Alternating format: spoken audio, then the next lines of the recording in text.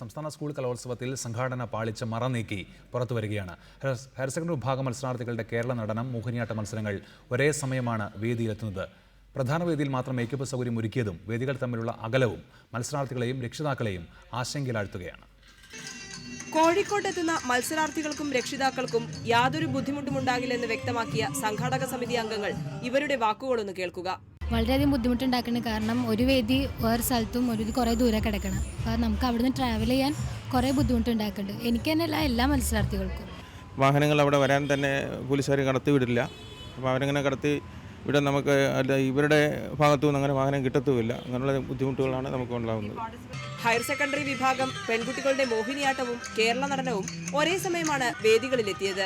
ഒരു വേദിയിൽ നിന്നും അടുത്ത വേദിയിലെത്തുക എന്നത് പ്രയാസകരം. നഗരത്തിലെ ഗതാഗത കുരുക്കും യാതൊരു സൗകര്യവും ഒരുക്കാത്ത സംഘാടക സമിതിയുടെ നിലപാടും ചേരുമ്പോൾ വിവിധ നാടുകളിൽ നിന്നെത്തിയ മത്സരാർത്ഥികൾ തങ്ങളുടെ അവസരം നഷ്ടമാകുമോ എന്ന ആശങ്കയിലാണ്. പതിവിന് വിപരീതമായി മോഹിനിയാട്ടവും കേരള നടനവും ഒരേ സമയം വേദിയിലെത്തുന്നത് മത്സരാർത്ഥികളെ ആശങ്കയിലാഴ്ത്തുകയാണ്.